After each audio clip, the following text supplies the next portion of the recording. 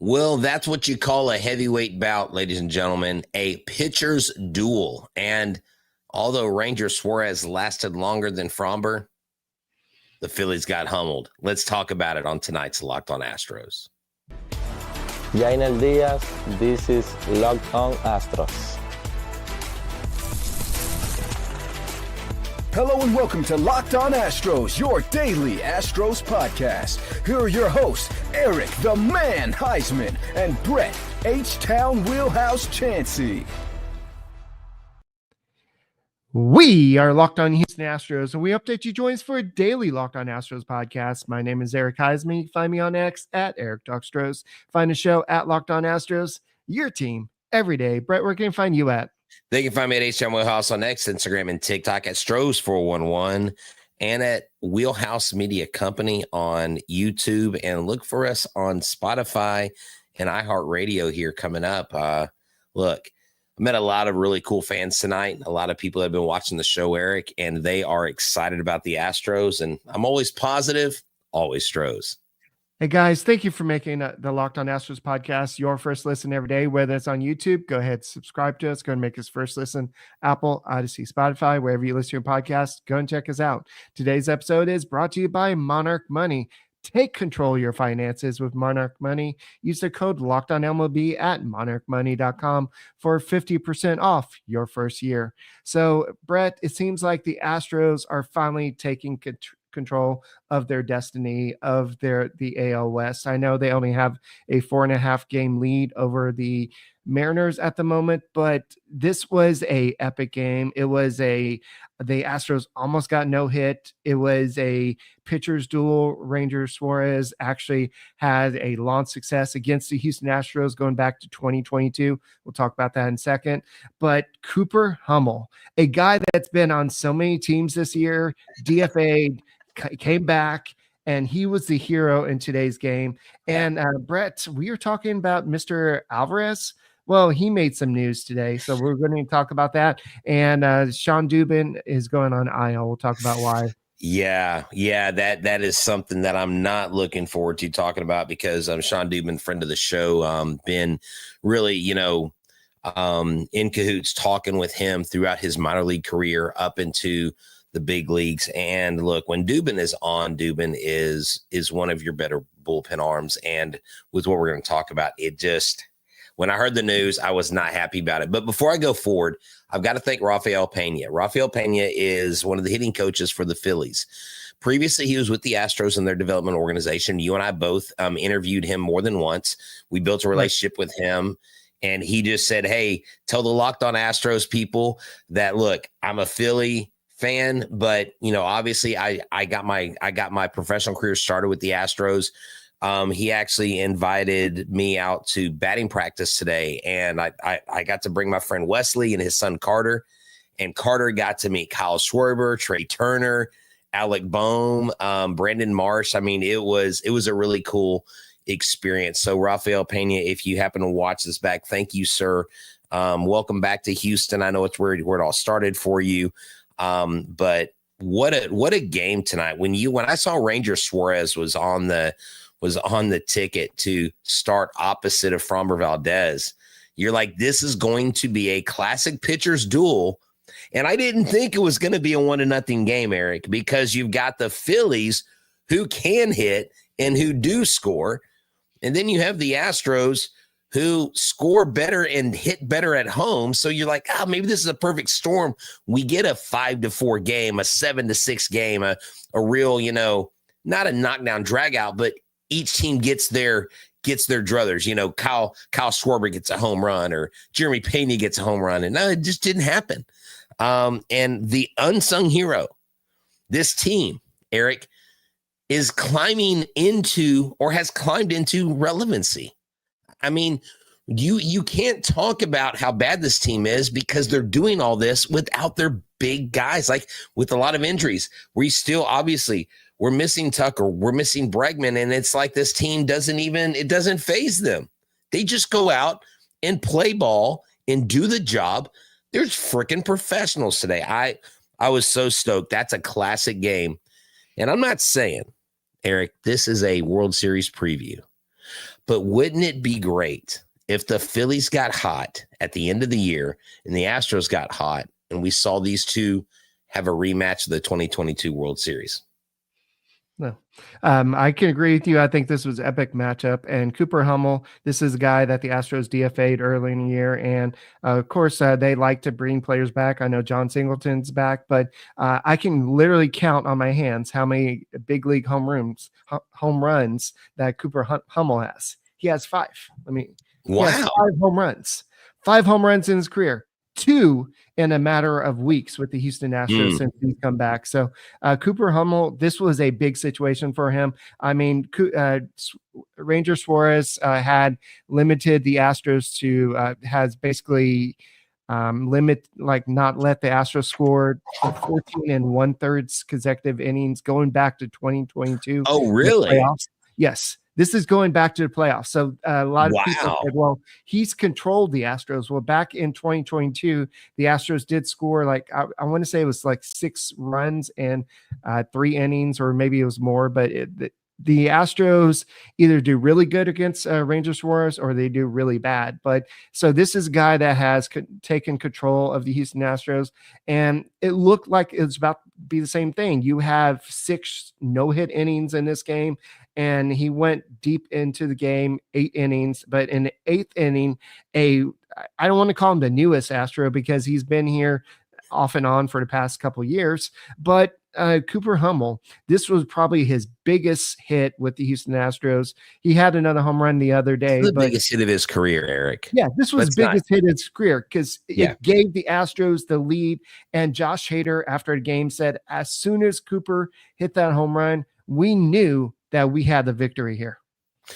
That, you're right. And this team continues to win. And I was actually talking to some fans before. I had the honor of sitting next to 2 Philadelphia firefighters. Okay. They were here. They're here for tonight. They're here for tomorrow. I thank them for their service because Lord knows I couldn't be a firefighter. I couldn't do what they do, but they were nice guys. They had never been to Houston. And we were talking about the World Series. I was telling them how I was there at Game 6. So all this stuff, I thought Kyle Schwarber had really just flipped the game for the Astros. And then Jordan hits that home run. And everyone in there I was talking to said, this week, these 3 games versus Philly, the 3 games versus the Cubs are really going to show us where the Astros are, how they compare to the big boys. Because right now in the American League, you have the Detroit Tigers. Oh, look at that. Michael Carrera. I actually got to meet him tonight. Great kid.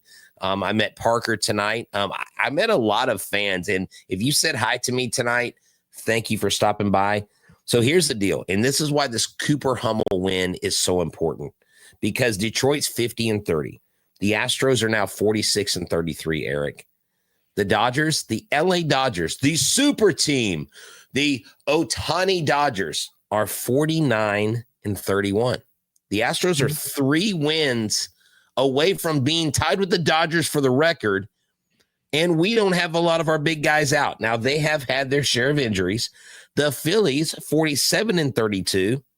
And Chicago Cubs, 46-33. I mean, we are one of the favorites to, go to the World Series.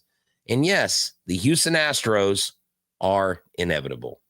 Yeah, so they have the second best record in American League. They leapfrog the Yankees, and they're tied, like you said, for 4th best in baseball right now. And so the Astros are in a much better position from when they were basically going back and forth, the tennis match, the seesaw, whatever you want to call it, earlier season, where they win a game, lose a game.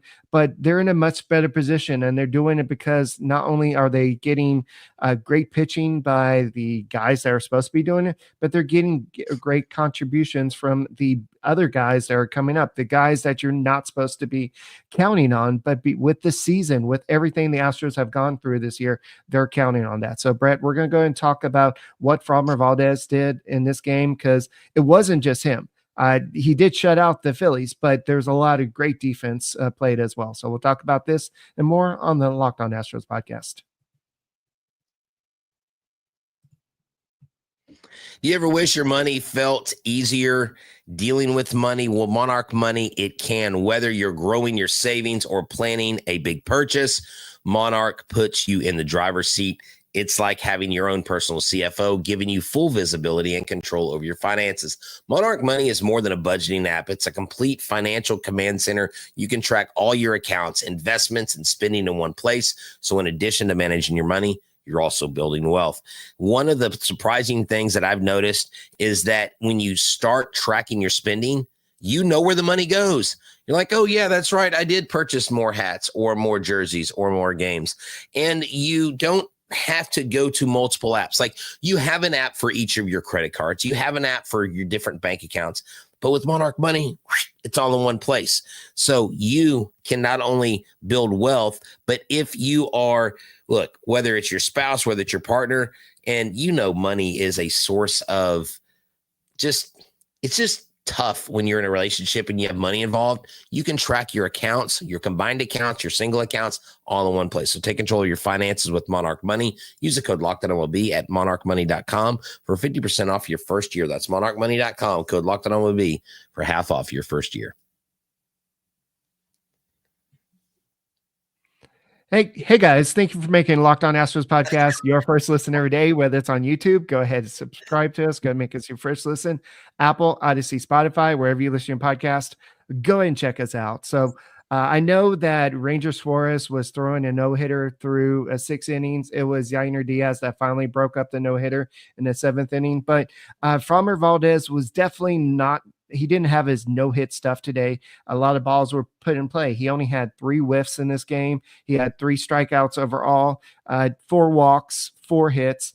But there was a couple errors made, and one of them was kind of like similar to what happened last game where Christian Walker dropped the ball, and he kind of threw a panic move through the ball. And yeah, he bobbled it. I mean, he didn't – that ball went at him pretty fast. I haven't looked at the exit velo on that ball, but yeah, that was a tough play. We were sitting in the Crawford boxes, and so yeah, I had a dead on angle, and there's probably not many first basemen that get that ball. But the good thing is, Eric, despite the errors like you're talking about, they still held the line. I mean, Framber got into some trouble.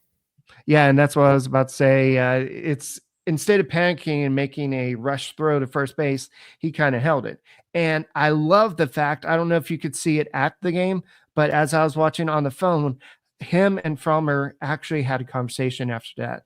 And I don't know what that was said, but I would imagine that Christian Walker said, look, I'm sorry I made this error, but we got you. We'll take care of this. And Framber Valdez, they were having a conversation. And so we've seen Valdez kind of come unglued at times.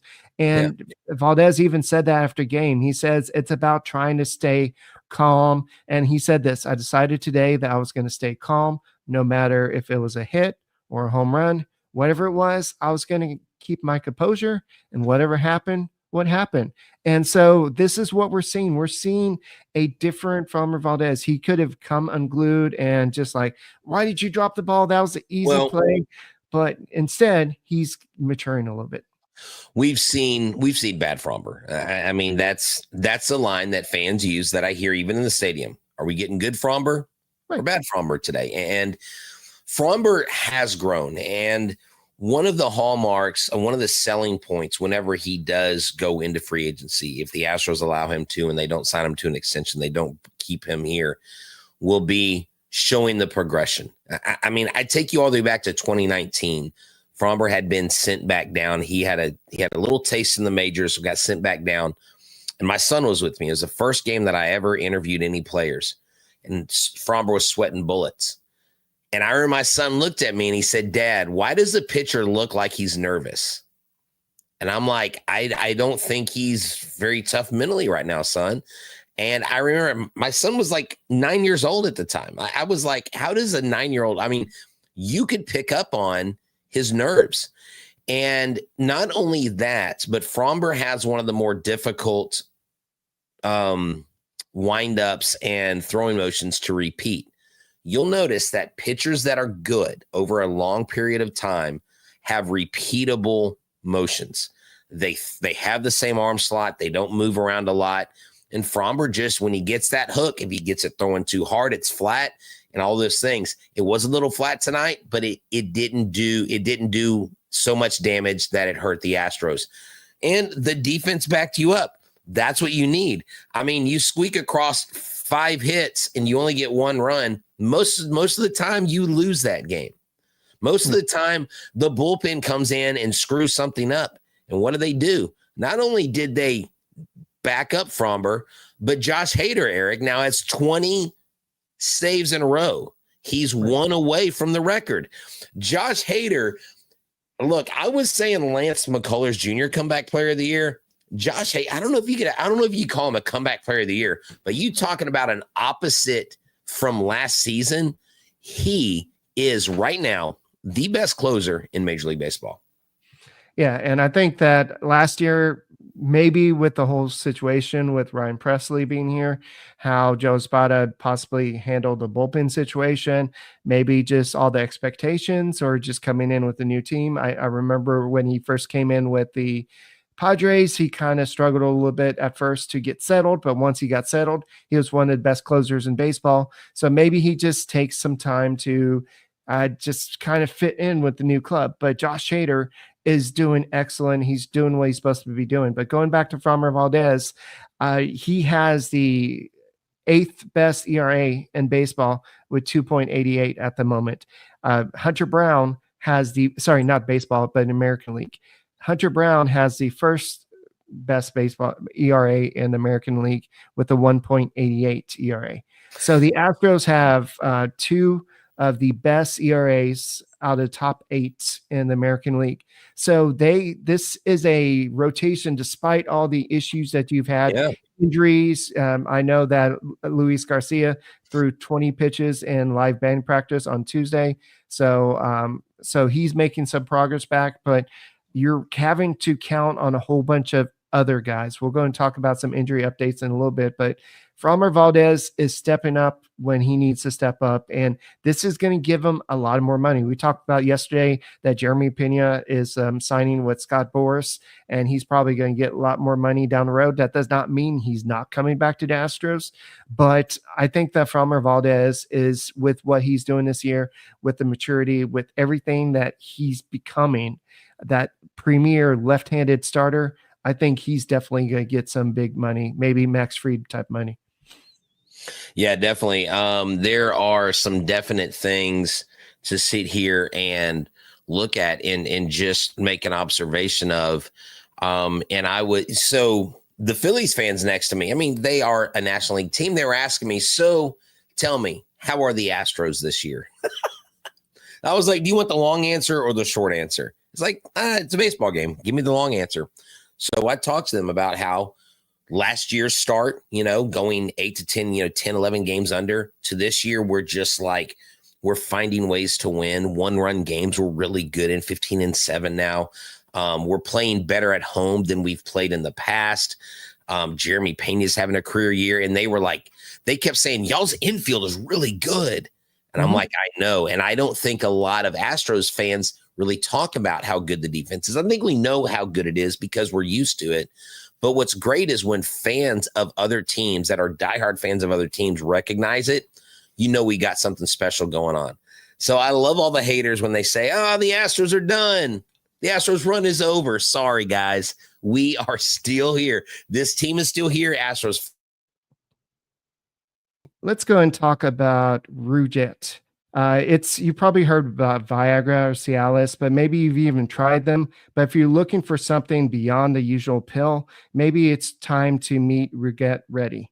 Rouget Ready is the next generation prescription treatment designed to amplify arousal in the brain and boost blood flow.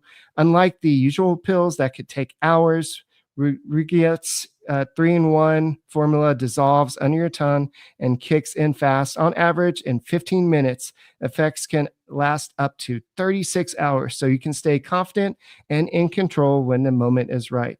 So if traditional options haven't worked for you, Rouget might be the answer. Over 150,000 men have already made the switch. So head to forget.com/lockedonmlb and use the code lockedonmlb to get 15% off today. That's forget.com/lockedonmlb and use the promo code lockedonmlb for 15% off.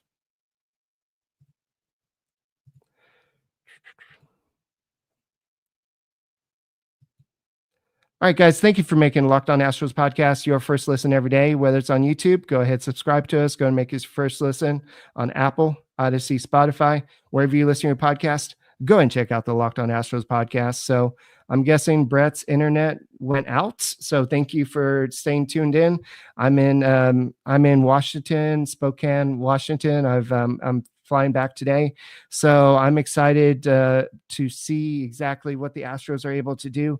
I know game 2 was the game that I thought would be a little rough, especially with the rookie going in Colton Gordon, but we'll see what happens. Game 1 was definitely everything that you could have expected. The playoffs, you could expect everything to go that happened. I mean, this was just one of those games that felt like the postseason already, but I know a lot has happened outside of this game. And yesterday we were talking about Yordan Alvarez and the fact that we haven't heard anything. And it gets kind of frustrating that the fact that you're not hearing anything about your big slugger, and are the Astros going to have to go out and really trade for a left-handed hitter to replace Yordan Alvarez? But the good news is that Alvarez hit off a tee on Sunday afternoon. It's the first time that he's hit after being shut down in late May after the fracture was discovered. He was scheduled to hit again on Tuesday in the batting cage, so I'm assuming that he hit today. So we'll see what happens later on. But there's no anticipation about when he's coming back to the lineup. So I'm not sure if Brett's back, but we'll see in a second. But they said that he's feeling really good right now. So we'll see where he's swinging the bat really good right now. So we'll see what happens. But Lance McCullers threw off the mound on Monday. So he'll do so again on Wednesday. So we're not really sure. Hey, there you go. Yeah. So the craziest thing. Hey, did you do the second live read? Yeah. Well, you know what? You did too? No. Everything went out. Lightning hit, and my entire everything went dark. Milo freaked out. See, Brett White lightning Chancey. Yeah, dude, that scared me. I thought something blew up, man. That was insane. Sorry. Yeah, I wasn't sure if I froze up because you were like, you did it, Eric, and I wasn't sure. And everybody's like, Eric, talk. I'm like, oh, okay. Man. Oh, thank you, Lord, for houses and cover. Oh, Lord, have mercy. I love this. The late show, the late show. Yes, white lightning. That's what I actually called my son when he played baseball, because he was not lightning. He was not fast. All right. So a lot of people have been asking about Sean Dubin. He's been placed on the 15-day IL with a right forearm strain. So he had an MRI yesterday, and the hope is that the forearm strain is minor. He's not likely expected to have surgery, and he'll probably return at some point during the second half, but this is actually a big loss for the Houston Astros. I know a lot of people early in career would be like, Sean Dubin, he's not a big piece to the Astros puzzle, but this year with what he's done in the bullpen, he became a big piece to the back end of the bullpen, and so this will be a pretty big loss. So in order to get him to replace him, Jordan Weems was called up from AAA, and Pedro Leon was transferred to the 60-day IL to open up a spot on the 40-man roster. Man, so I saw that. I really hope that it's not anything more serious than the forearm strain. You know what I'm saying? With Sean Dubin, Eric. I hope it's not another one of those injuries, if you know what I'm getting at, just because Sean Dubin's a good guy, man. He's dealt with a couple injuries here or there. It is good to hear that Yordan Alvarez is swinging the bat. I'm sure maybe you talked about that Off the tee. Yeah, you talked about that when I evaporated. Like somebody's trying to eliminate me. What is going on? I just know that, I don't know. Like I actually, Milo, I don't know if I freaked out or Milo freaked out, but like, yeah, Milo's all up in my grill right now. He's like, what's going on, Dad? So anyways, Eric, these next two games are going to be tough. We face Zach Wheeler. Zach Wheeler, I think, is really their ace. I mean, I know Ranger Suarez has our number kind of, but Zach Wheeler is that guy that, he was in New York with the Mets and he had a lot of injury issues, but since he's been with the Phillies, he's been brutally good. So you hope that guys like Dubin can get in the mix tomorrow. Yanner Diaz can get in the mix tomorrow, and these guys can hit, because I would like to see the Astros put at least one of these games on the Phillies. And, let's just tie the bow. I mean, if we're going to win tomorrow, let's win the Hunter Brown game. Heck, let's sweep the Phillies. Why not? I know I said we're not going to sweep them, but I mean, I guess all bets are off the table now that we got the first win. So let's go get tomorrow, right? I know that the Astros only had 5 hits in this game, but the Phillies had 4 hits. So this is the Phillies offense on paper is much better than the Astros offense. The Astros pitching on paper is much better, despite the sexy names, than the Phillies pitching. So what was surprising for the Astros today was the 2 errors. Like we already talked about, Christian Walker's one, but they also had an error by Isaac Brady's throwing error. So there are some issues there with the defense, but at the same time, they still shut out the Phillies. So they still played great enough to get the job done. They had 2 double plays, and it just seemed like when maybe seemed like things were about to unravel, you got the job done. And so tomorrow's game, like you said, that's the one that I was the most concerned about with Wheeler on the mound. And I'm curious to see how this one plays out. I know that, if you're looking at who's had the most success against Wheeler, it's Christian Walker, batting .474 with a homer, 4 RBIs, and 19 plate appearances with the 1289 OPS. So that's pretty good. Now, if you're looking at on the other side, nobody's faced Colton Gordon, of course, because he's a rookie. So this will be a first look. They didn't do much against Framber Valdez today, so Colton Gordon is a rookie lefty as well. So maybe this will be an advantage for the Houston Astros in the series. Right. And then in game 3, the Phillies have to face some guy named Hunter Brown. I think Brown, baby. Okay, downtown Hunter Brown. Diesel is going to be on the mound. The kid from Detroit. Yeah, we were talking about him tonight. Fans around me were like, Hunter Brown's a stud. And there was a big Jeremy Pena fan, and she was like, do you think they're going to sign Jeremy Pena? I'm like, you mean re-sign or extend him? Yeah. I was like, I don't know. She's like, they need to keep him. I'm like, I would love for the Astros to keep Pena and Brown. The best case scenario, Eric, with these 2 players is to get them before they go into arbitration, buy out their last couple years in arbitration, 2 or 3 years, whatever it is, and then get them done with that big contract when they're 32, 33 before any decline starts. That would be in his first year. Say again? Pena's in his first year of arbitration. Right. So he's got 2 more years, right? Yeah. So what I'm saying is you buy it out now before he turns 30, and then you have him till he's 32 or 33, or you wait till he turns 30, try to sign him, and then you have him till he's 34, 35. Which is insane to me to think Jeremy Pena that old anyways. But the Astros just keep rolling, man. And we got to give credit to Joe Espada. Joe Espada has actually done a great job with this lineup. I mean, putting guys like Jake Myers, moving them up. Who would have thought that did you have on your bingo card, Jake Myers hitting in front of Christian Walker in 2025? I didn't. No.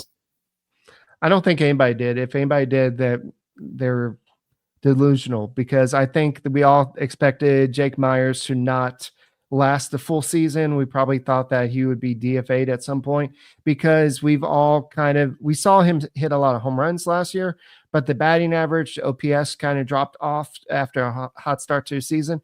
But we're seeing enough consistency from Jake Myers to think, hey, this guy may be for real. This is the guy that the Astros have been waiting for.